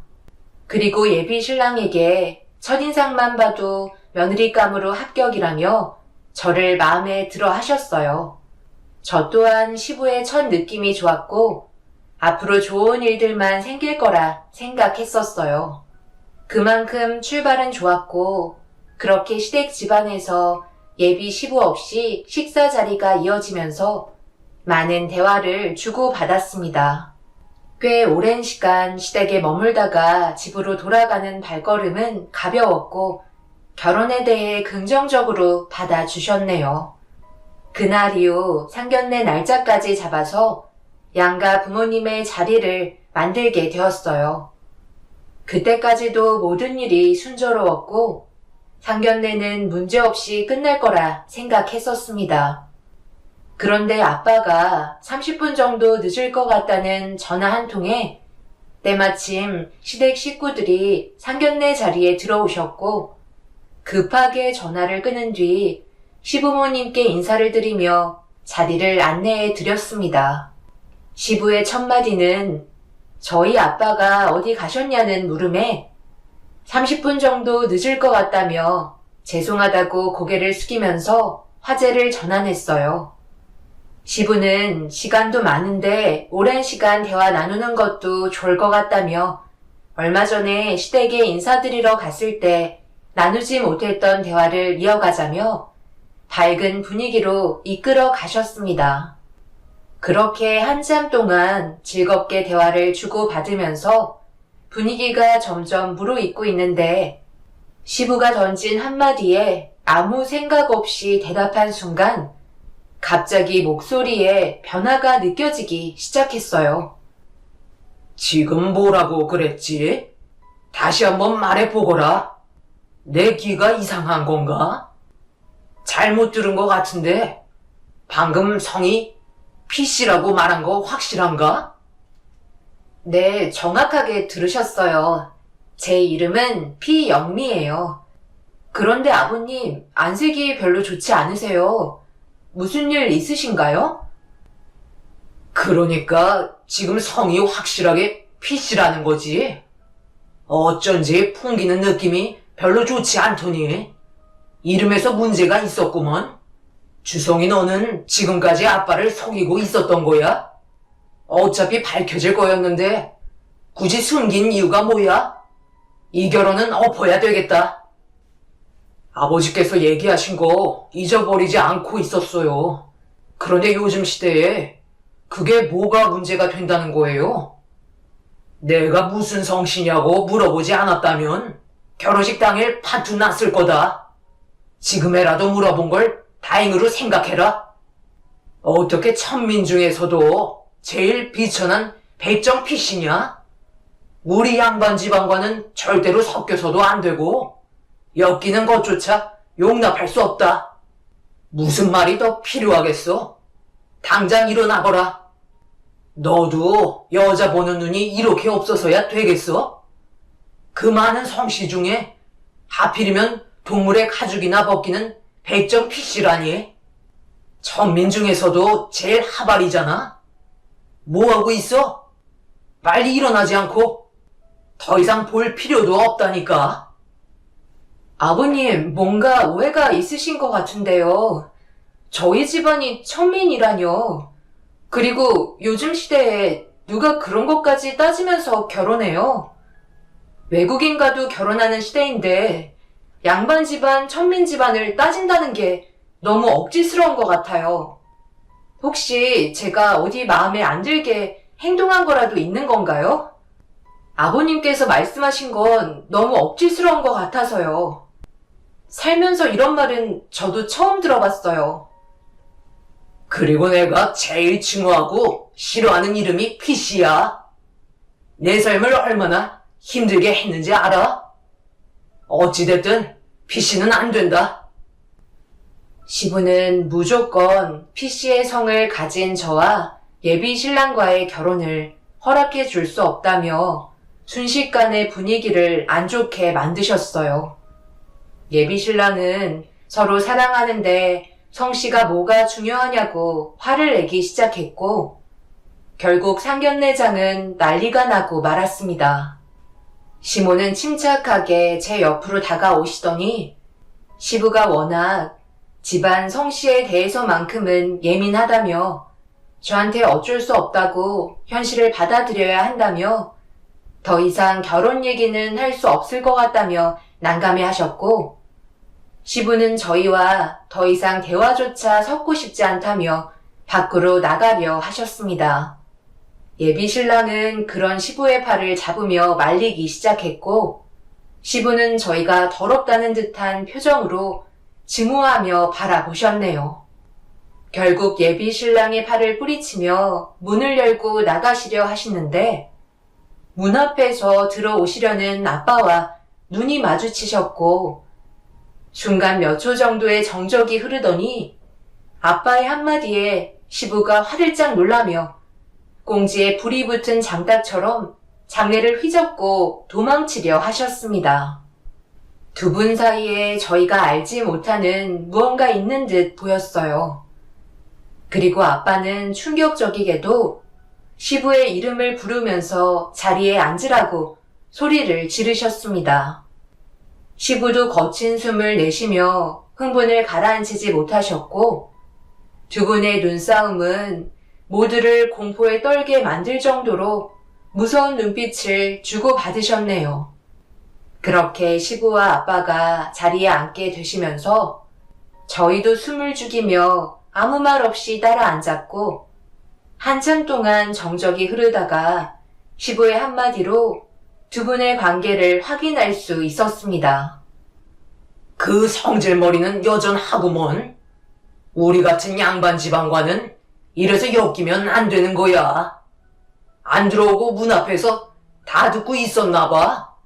자식들 보는 앞에서 감히 나한테 주먹을 휘두르려 해? 너는 항상 몸부터 나가려는 게 문제야. 그러다가 예전처럼 또 한 번 집안 말아먹으려는 거냐? 양반 집안이랑 천민 집안은 이래서 엮일 수가 없다는 거야. 그때도 그랬지.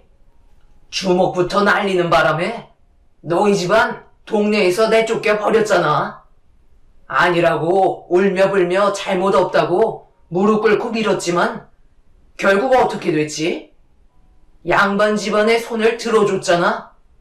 아들, 너 앞에 있는 저놈이 누군 줄 알아? 아빠 어렸을 적에 우리 집 지하실에서 얹혀 살던 놈이었어. 그때 우리 집에서 온갖 잡일을 다 해주면서 입에 풀칠하고 살았지.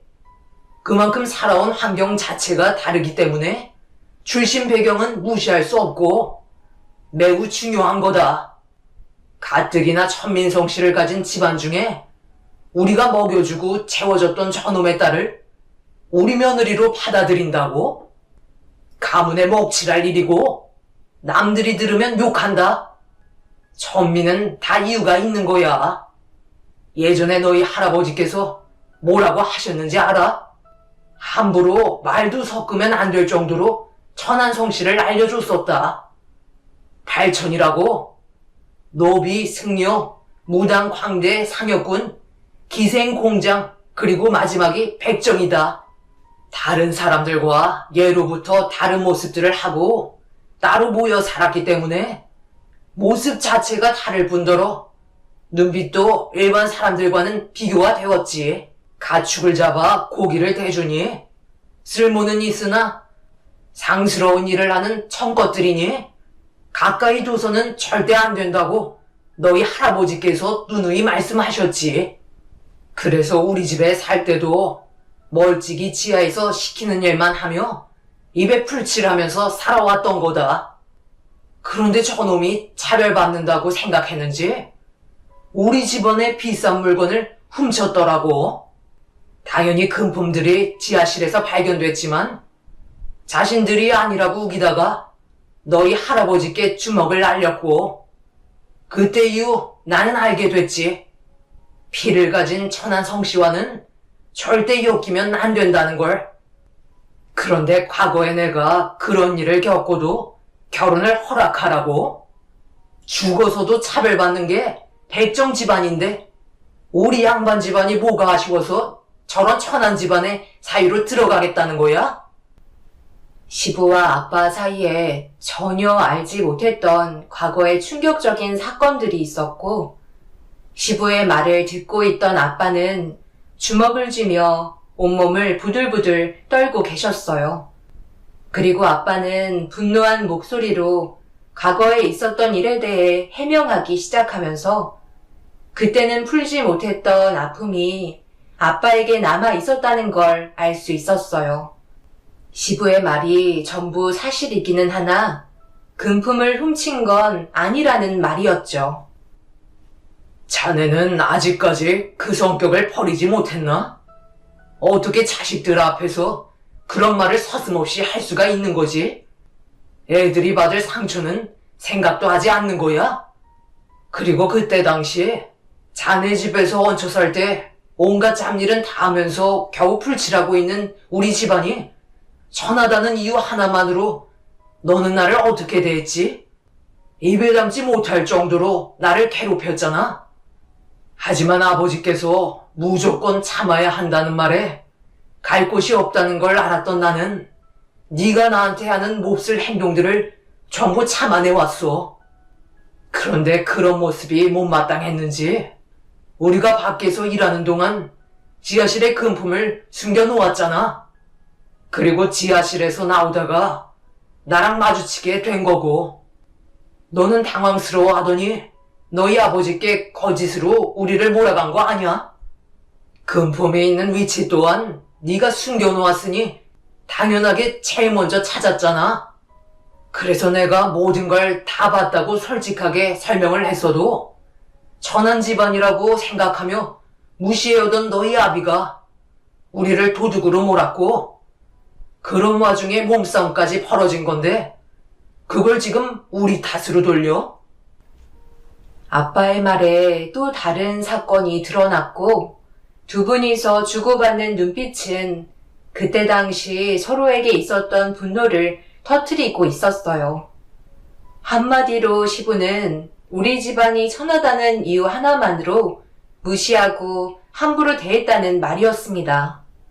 아빠도 이 결혼은 없던 걸로 하는 게 좋을 것 같다며 자리에서 일어나려 하시는데, 시부의 한마디에 결국 과거에 담아두었던 아픔이 폭발하게 되면서 아빠는 시부의 멱살을 잡으며 몸싸움을 벌이기 시작하셨어요.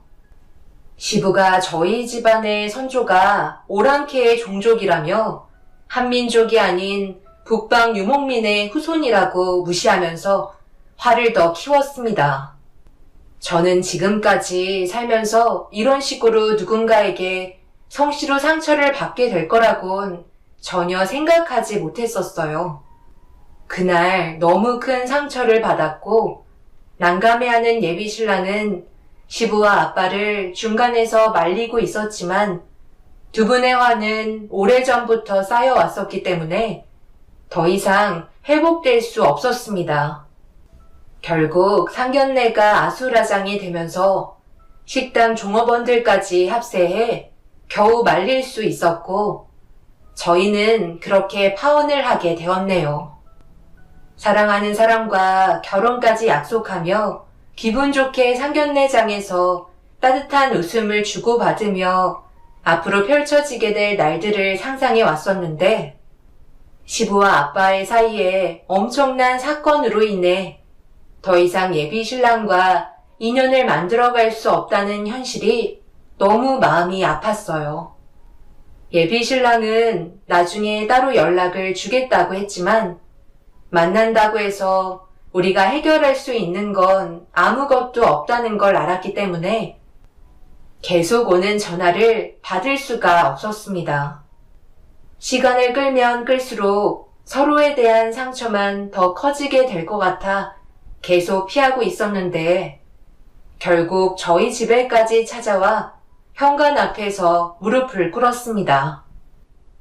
이런다고 달라질 건 아무것도 없다는 거 잘 알고 있으면서 왜 이렇게 미련한 행동을 하는 거야? 이만 돌아가 줬으면 좋겠어. 우리가 그동안 만나온 시간이 있는데 한순간에 모든 걸 없던 일로 하자는 게 말이 된다고 생각하는 거야? 그래서 우리가 뭘 할 수 있는데? 상견례장에서 아버님이 우리 집안을 대하시는 행동 봤잖아. 눈빛부터가 달라지셨고 아예 사람 취급을 하지 않으셨어. 아버님은 아직까지 과거의 기억에 사로잡혀 있으신 것 같아. 그리고 우리 집안 그렇게 무시할 정도로 못 사는 거 아니야. 내가 봤을 때 주성 씨 집안보다 우리 집안의 재산이 훨씬 더 많지 않나? 그런데 왜 우리가 천민으로 무시를 당해야 하는 건데? 나는 그런 생각을 애초부터 가지고 계셨던 아버님을 시아버지로 모실 생각은 없어. 그리고 우리 아빠한테 하신 과거의 행동들이 아직까지 생생하게 아픈 기억으로 남아 있으신데 내가 그 집에 며느리로 들어가는 건 당연히 말이 안 되는 거잖아. 우리가 만나온 시간이 길었다고 생각하지 마. 여기까지인 것만도 감사하게 생각해야 돼. 예비 신랑은 눈물을 흘리면서 되려 자기가 잘못했다며 대신 용서를 빌고 있었어요. 하지만 그런 건 아무런 소용이 없었습니다. 아빠는 괴로워하고 있는 예비 신랑에게 다가가 어쩔 수 없는 상황을 억지로 받아들이고 살면 나중에 화가 클 거라고 저와의 인연을 끝내주셨고 결국 눈물을 훔치며 고개를 떨군 채 뒤돌아가 버린 예비 신랑은 두 번 다시 만나지 않을 거라 생각했었어요. 그렇게 저희는 연락도 주고받지 않았고 더 이상의 인연을 만들어가지 않았습니다. 하지만 사랑했던 사람을 한순간에 잊고 살아간다는 건 솔직히 너무 힘이 들었어요. 함께했던 생활의 흔적들이 그동안 많이 쌓여왔었기 때문에 모든 걸 지우기에는 시간이 필요했습니다. 그래도 하루 이틀이 지나고 한 달, 두 달이 지나가면서 어느 정도 현실을 받아들이고 머릿속이 정리가 되어가고 있었어요.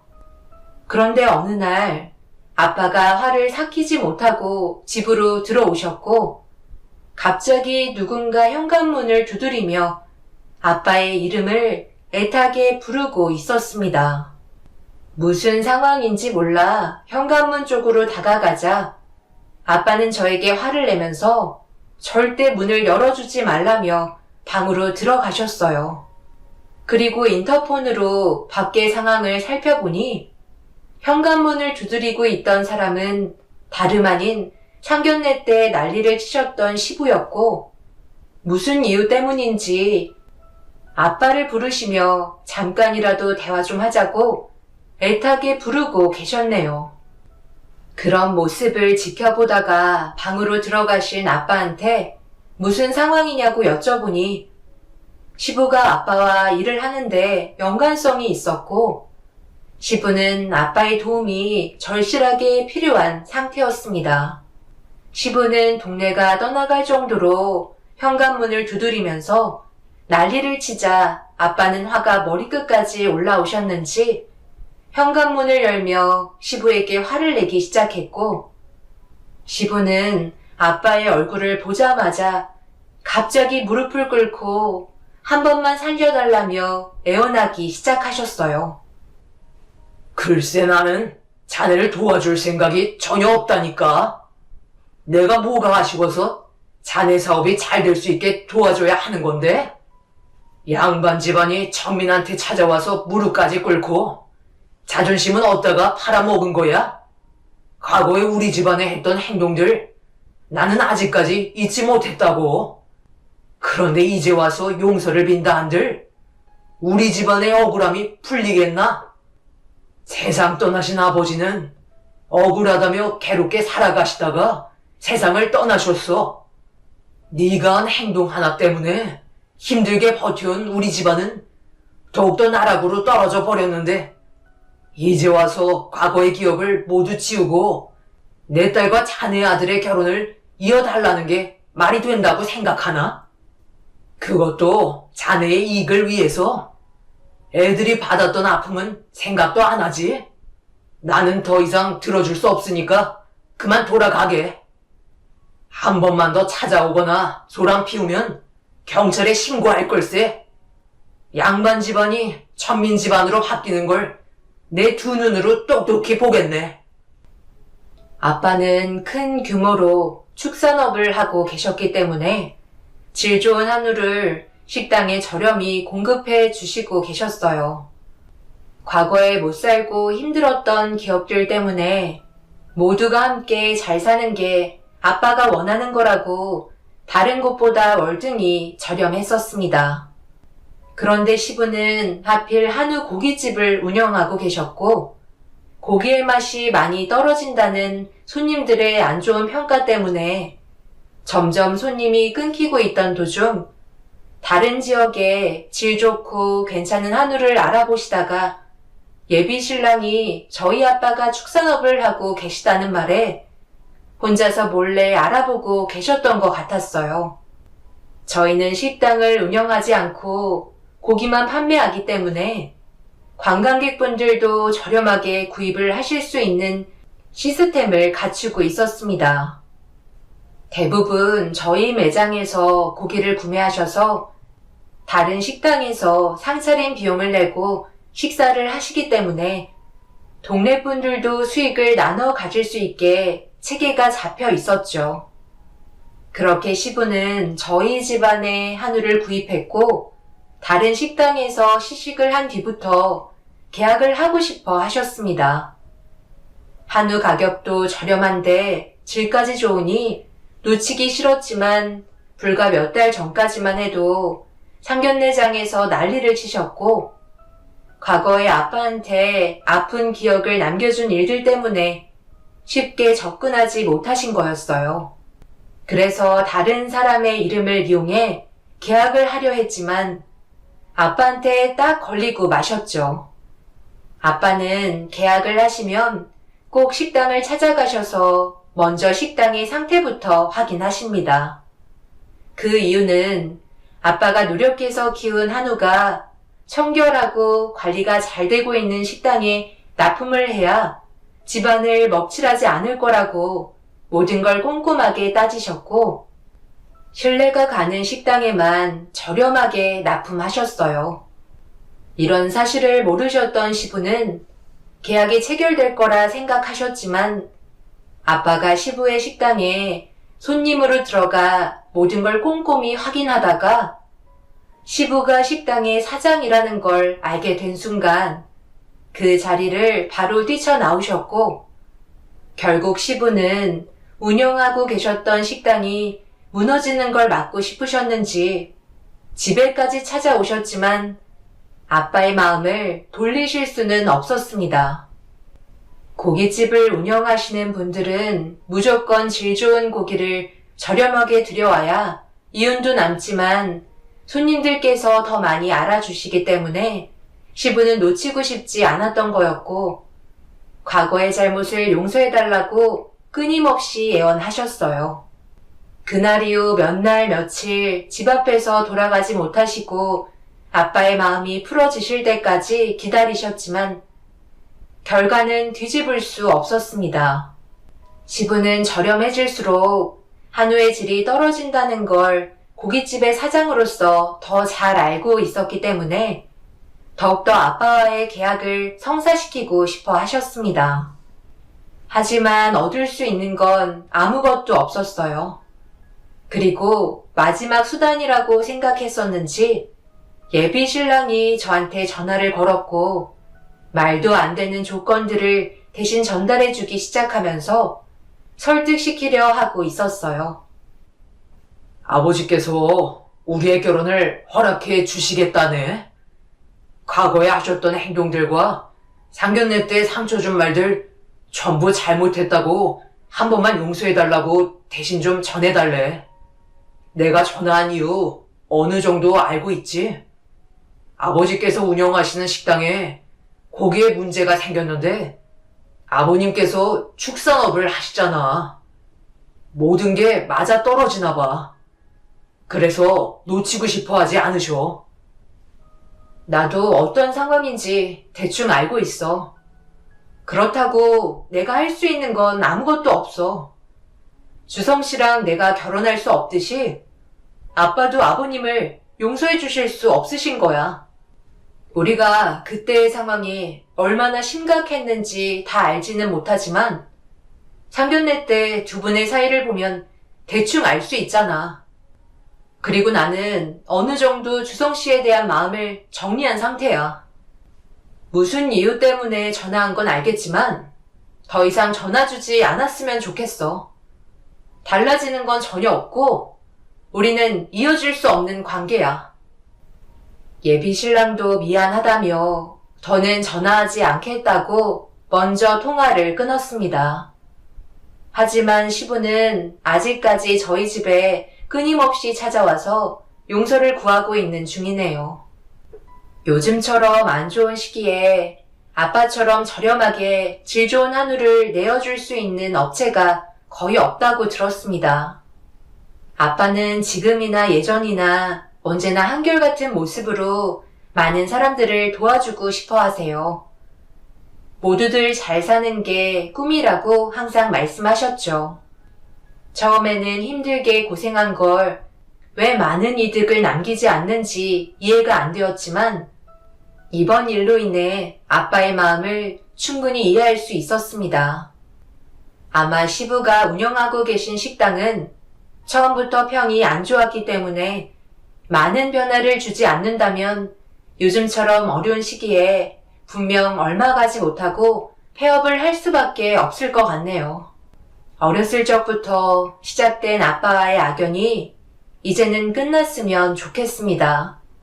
모두가 똑같은 사람인데 왜 양반 집안, 천민 집안으로 선을 그어서 급을 나누는지 모르겠네요. 분명 저희가 겪었던 이런 상황들이 많은 분들께서도 겪으셨을지도 모르겠어요. 옛날 분들이시라면 양반, 천민을 더 따지셨겠죠. 앞으로는 이런 문제들이 없어졌으면 좋겠어요. 제 사연을 들어주신 분들, 오늘도 행복하시고 많은 분들께서 하시는 일이 무엇이든 잘 되셨으면 좋겠습니다. 언제나 응원 드리겠습니다. 감사합니다.